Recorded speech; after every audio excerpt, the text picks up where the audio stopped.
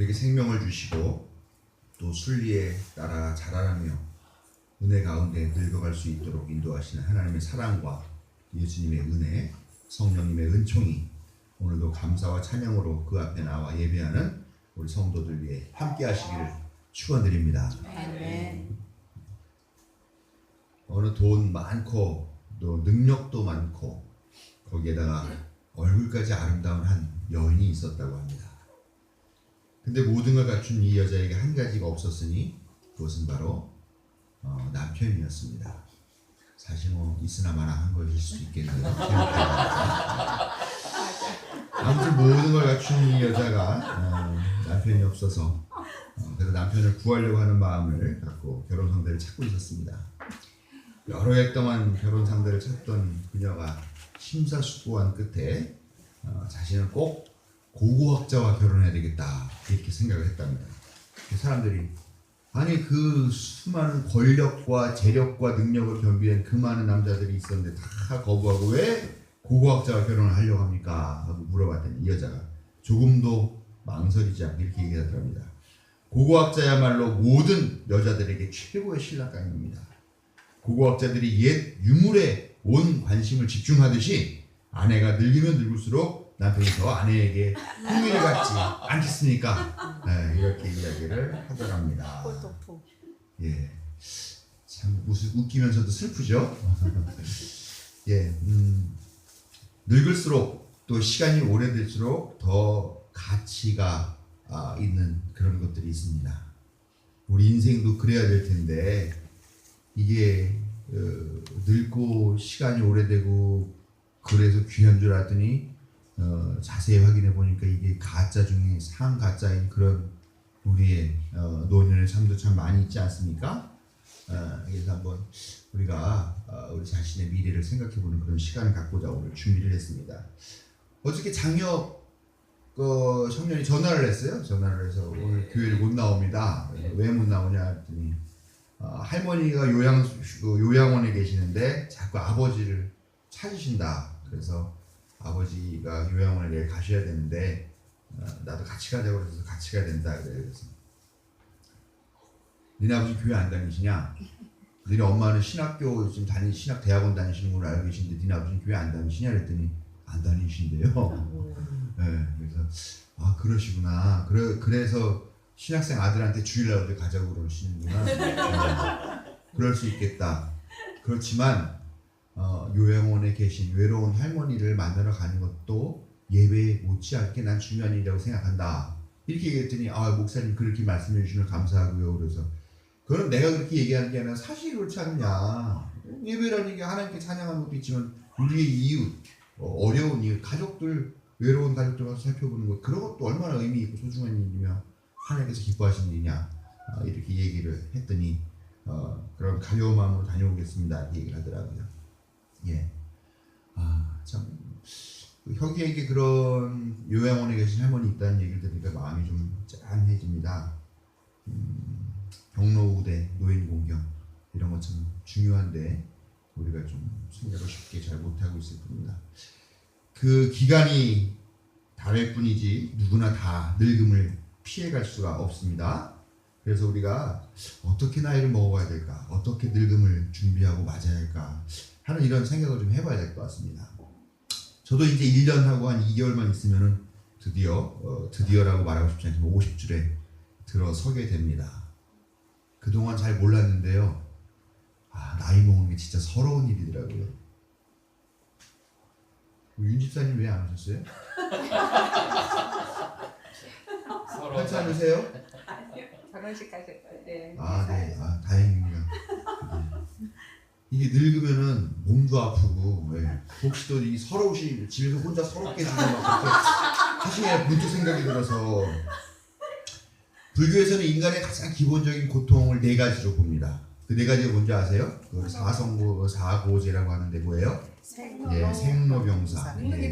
우리 교회 교인들은 수준이 높아가지고 설교하기 참 어려운데 생로병사가 이 4가지의 인간이 갖고 있는 가장 기본적인 고통이라 나는 것도 고통이라고 봅니다.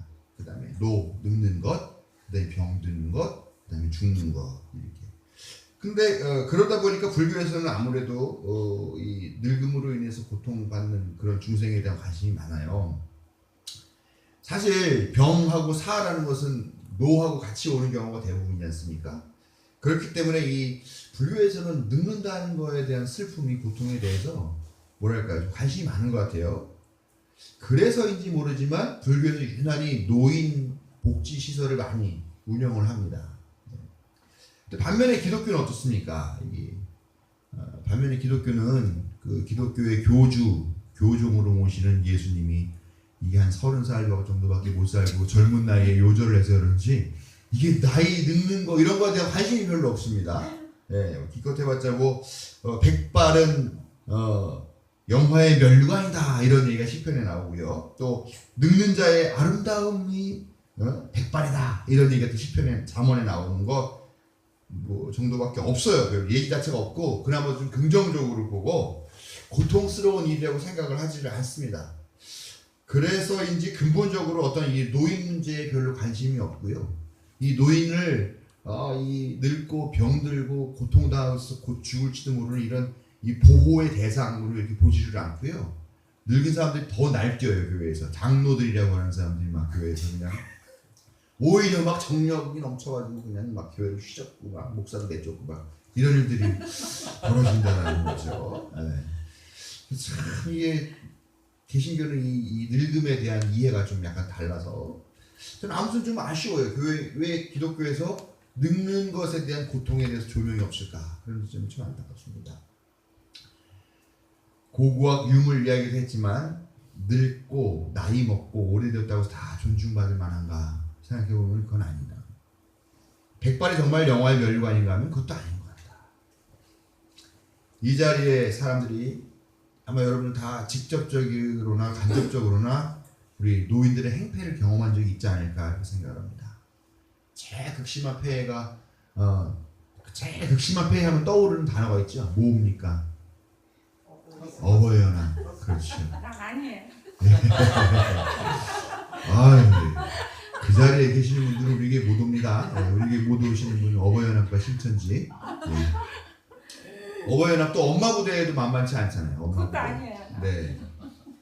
그 어버이연합과 엄마 부대라는 중늙은이들과 노인네들이 와가지고 벌이는 그 행패를 우리가 너무나 많이 언론에서 통해서도 보고 있죠.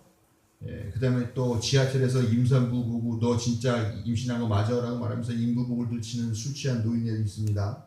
세월호 광장에 와서 부모가 죽어도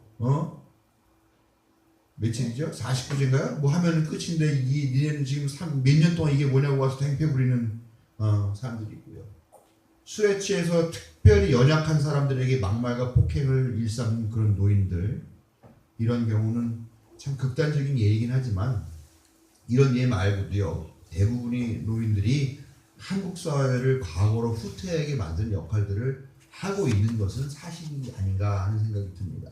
왜냐하면은 벌써 1979년도 이후에 완전히 끝났어야 될 유물인 박정희 전 대통령 독재자의 그 유물을 다시 선택하지 않았습니까? 노년층들이. 그래서 지금 우리가 시대가 거꾸로 가고 있다는 그런 이야기가 나오고 있습니다. 물론 급속도로 고령화되고 있는 이 현실을 제대로 파악하고 준비하고 대비하지 못한 이 정부의 무능함도 저는 크다고 생각합니다. 거기다가 노인들이 대부분의 빈곤에 고스란히 노출되어 있잖아요. 이렇게 갑자기 사회가 바뀔 줄 몰랐고요. 정말 열심히 일하고 자식들 키우느라고 사실 노후 대책 못한 노인들이 참 많이 있습니다. 물질적으로 풍요하지 못한 그 노인들의 삶도 문제죠. 게다가 젊은 사람들도 사실 따라가기 힘들어요. 요즘 속도가. 저도 옛날에는 뭐 새로운 기기들을 만나면 신기해서 막 하고 몇 번 만져보면 다 아는데 이제는 핸드폰을 하나 사도요, 계속 신기능들이 나오니까 공부를 해야 되더라고요. 저도 이제 따라가기가 벅찬데 노인들은 뭐 이미 이 사회와 이 기술의 변화 속도, 발전 속도를 전혀 따라가지 못하고 오히려 그것들로부터 소외되고 있는 그런 상황이죠. 그러다 보니까 노인들이 할 수 있는 건 옛날이요 하고 그냥 옛날 타령만 하고 과거만 추억하는 거 외에는 딱히 할 수 있는 게 없더라라는 거죠. 게다가 한국 사회를 이만큼 만드는데 내가 얼마나 많은 기여를 했는 줄 알아? 내가 열심히 일했기 때문에 한국 사회 이렇게 만든 거야 라는 그런 자신의 역할이 크다고 생각하고 있습니다만, 그럼에도 불구하고 그런 자부심에 비해서 돌아온 게 뭡니까? 젊어서 고생은 사서도 한다라고 큰 소리 쳤는데 막상 돌아보니 젊어서 했던 고생이 늙어서는 병이 되어서 돌아오더라라는 겁니다. 거기에 대한 분노도 있을 거예요.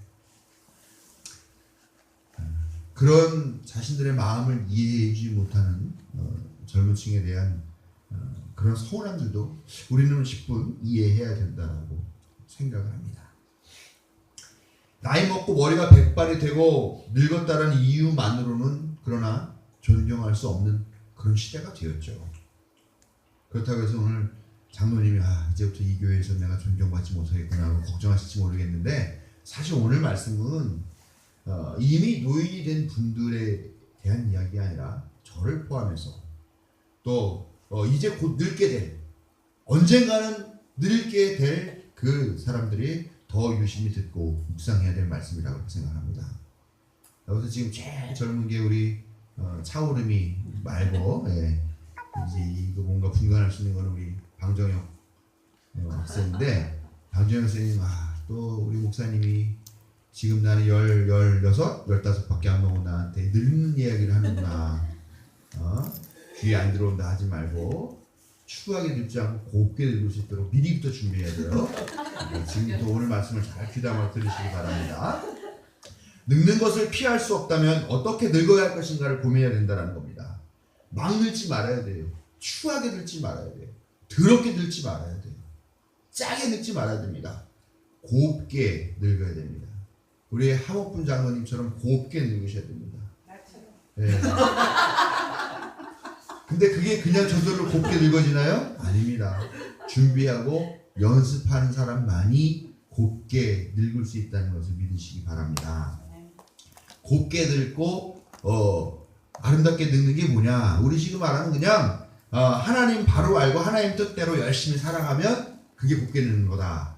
이렇게 생각을 할 수가 있죠. 자, 우선 자기의 경험에만 매여 있으면 안 됩니다. 오래 살았다라는 것은 그 오랜 기간만큼의 경험이 있다라는 거죠. 이건 분명히 장점입니다. 경험이 많은 게 얼마나 큰 장점입니까? 그런데 이게 단점이 될 수도 있다라는 겁니다.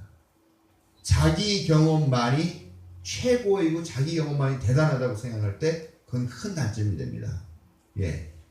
저는 그분 생각할 때마다 요즘 막 자다가도 벌떡벌떡 이불을 발로 차면서 일어나게 되는데, 그분이 있잖아요.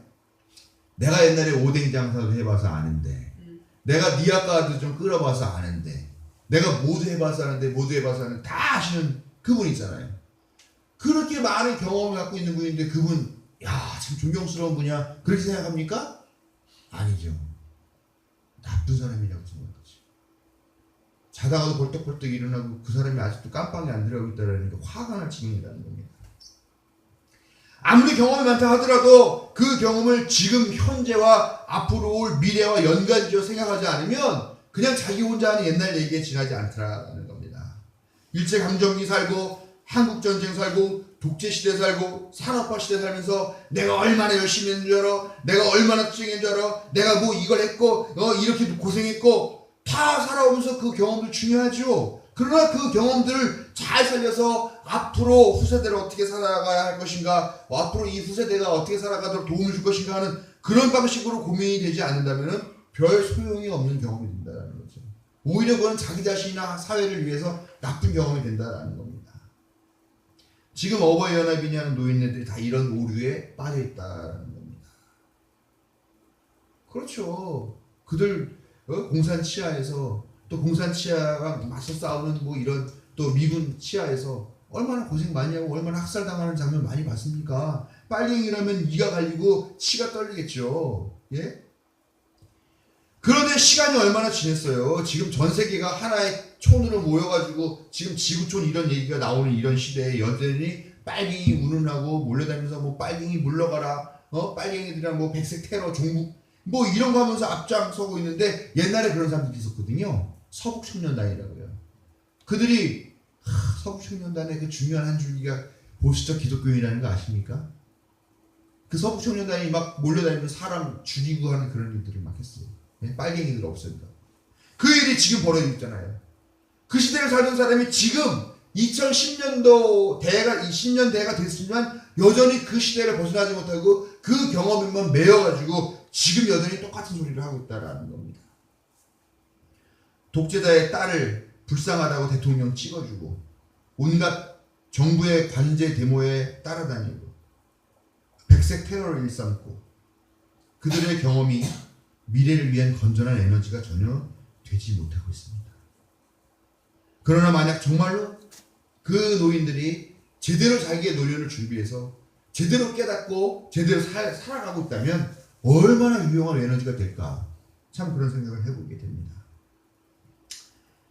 시대를 길게 살아오기만 하면 뭐합니까? 그 시대를 읽고 그 시대를 꿰뚫고 그걸 진단할 수 있는 능력, 그런 능력을 우리가 젊어서부터 갖고 그렇게 그 능력으로 늙어가는 여러분들 되시기 바랍니다. 둘째로 늙으면 이건 닫고 이것은 열어라 라는 말이 있습니다. 뭔지 아십니까? 장모님? 귀는 닫고 마음은 열고. 지갑. 예. 자기 편한 대로 말씀하세요. 아, 지갑 열고. 귀를 왜 닫어? 귀를 더 열어야지. 늙었으면. 네? 나이 먹었으면. 어이구 생각이 드네. 아, 장모님. 내가 그동안 뭔가 착각하고 있었던 것 같아요. 장모님에 대해서. 아, 지갑 열기다. 예. 늙으면 입은 닫고 지갑은 열어라. 이렇게 얘기하고 있습니다. 이분에다. 늙는 게 참 부담스러워요. 네. 지갑 때문에라도 좀 안 늙고 싶어요. 지갑 여는 거는 경제사장 때문에 쉽지 않은 일이긴 합니다만 입은 좀 닫아야 되겠죠. 네. 아까도 말했지 내가 다 해봤는데 항상 말이 앞서가요. 네? 네. 더우실만 하죠. 네. 다른 사람과 얘기하면 항상 말이 앞서가죠. 그러니 그 입에서 나오는 게 항상 충고요, 조언이고 지적질이고 결국은 잔소리라는 거죠.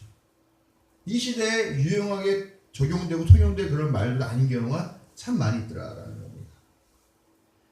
잠언 12장 18절 말씀 보면요. 혀는 찌르는 칼도 되지만 좋은 약도 된다라고 이야기하고 있습니다.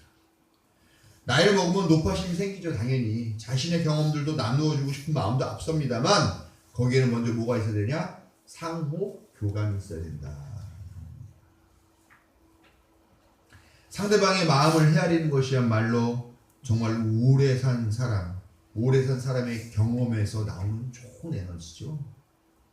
제가 원래 타이밍에 배려심이 없습니다만, 예? 그래도 한 살 한 살 더 먹으면서 그 1년 만치의 배려심들은 생기더라고요. 예? 옛날에 친구들은 다 저를 보면 깜짝깜짝 놀랍니다.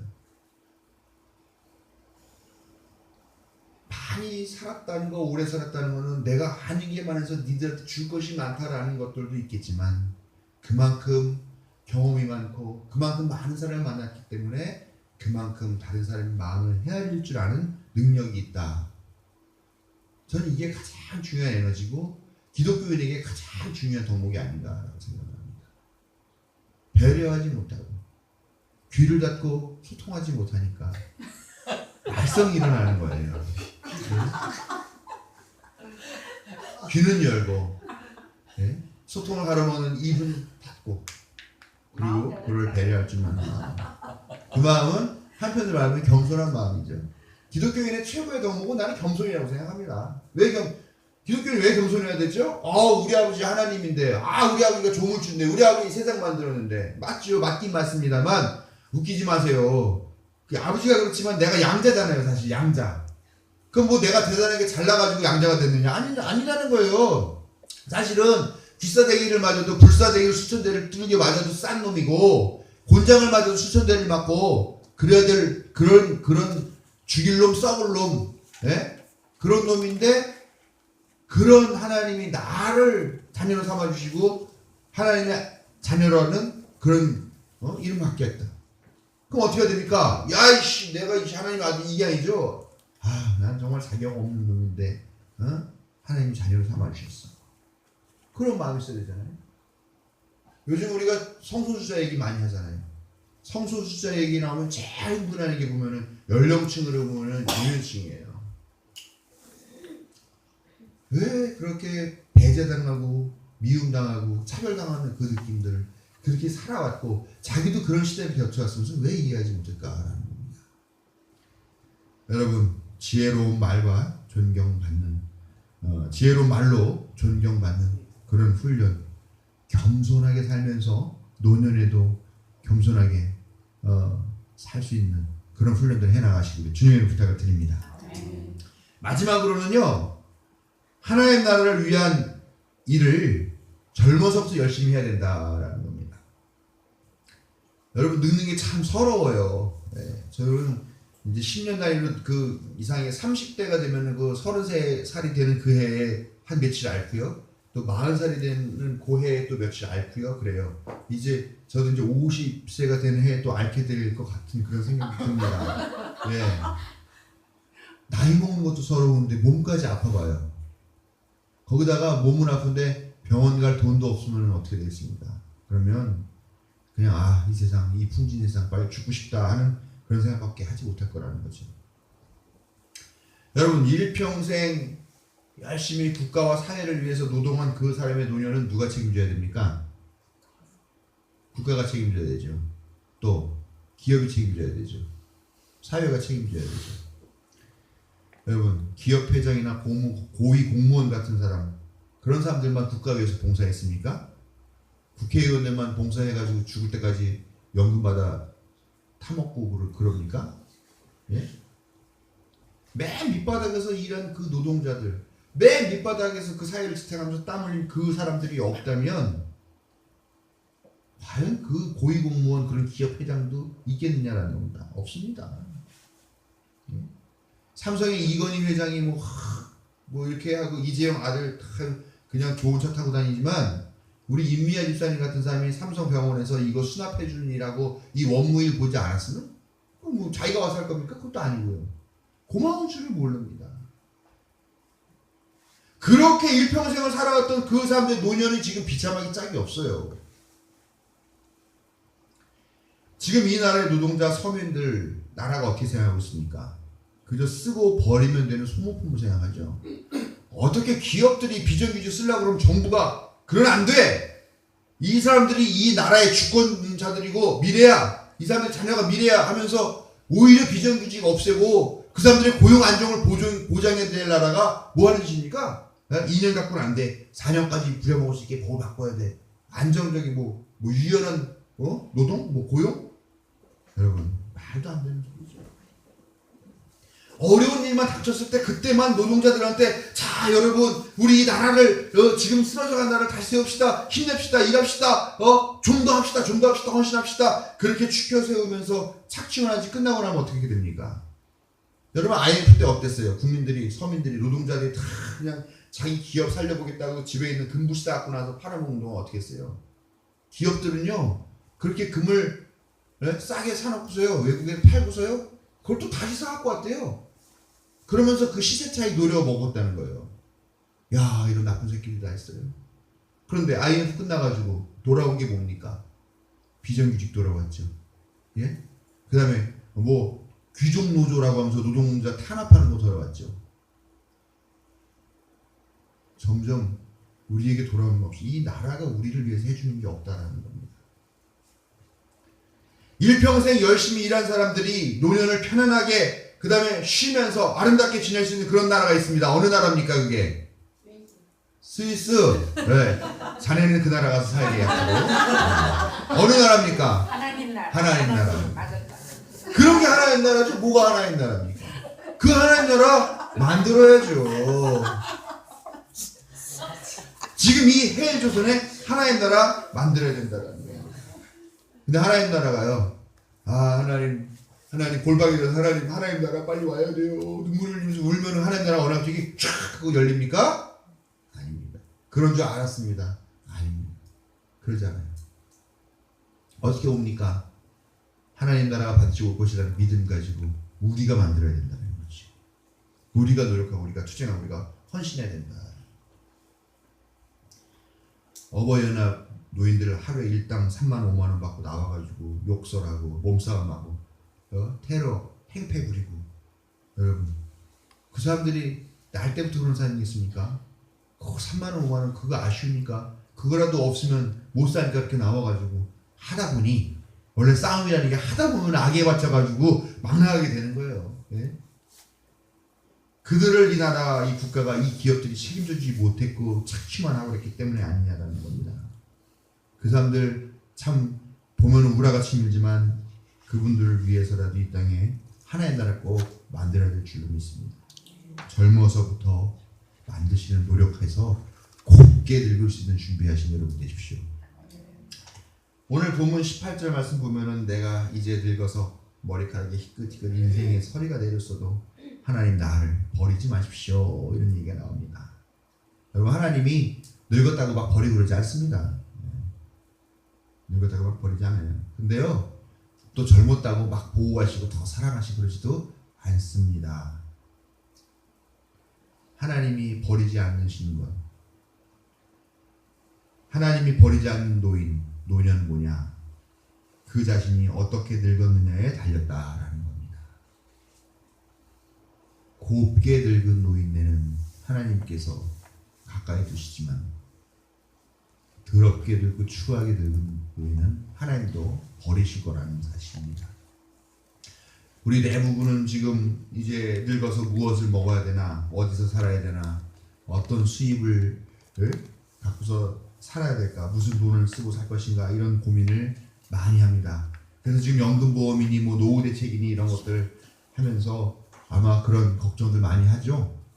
포기하신 분들도 몇 명 있을 것 같습니다. 저는 포기했습니다. 말로는 하나님께서 해주실 거라고 생각하지만 사실 뭐 연금보험을 들는 것도, 그나마 지금 직장 다니는 거에서 그래도 국민연금이 조금씩 들어가서 다행이긴 한데, 그래도 뭐 지금 주는 거 그대로 주면은 그 뭐 한 20년 30년 뒤에 물가 오르는 거 무슨 수로 감당합니까? 아무짝에 쓸모없는 정말 퉁돈이 될 수도 있을 것 같긴 한데요. 아무튼 여러분, 그런 거 중요해요. 노후 대책 잘 하셔야죠. 그러나 저는 요즘 사람들이 그것만 준비하다 보니까 곱게 늙은 사람이 별로 없는 것 같아요. 그걸 잘 해가지고 노년에 아주 그냥 재산이 많고 그런데 보니까 아주 더럽고 추한 노인네들이 많이 있더라는 겁니다. 지만 알고 야, 저 나이 처먹도록 저게 뭐냐, 이런 욕설, 이런 비아냥이 먼저 나오게 된 노인들 너무 많더라는 겁니다. 여러분, 우리가 어떻게 늙을 것인가, 어떻게 해야 곱게 늙을 것인가 하는 것이 노후 대책하는 것만큼, 아니면 그보다 더 중요하다는 사실을 우리가 기억하고요. 노후 대책 준비하는 것만큼 곱게 늙을 수 있는 그런 준비도 하시기를 바랍니다. 하나님의 도우심 바라는 하나님의 뜻을 분명히 알고 하나님 나라를 세우기에 헌신하며 곱게 늙어가는 준비를 한 여러분들에게 성업의 성자 성령의 인도하심이 함께 하시기를 축원합니다.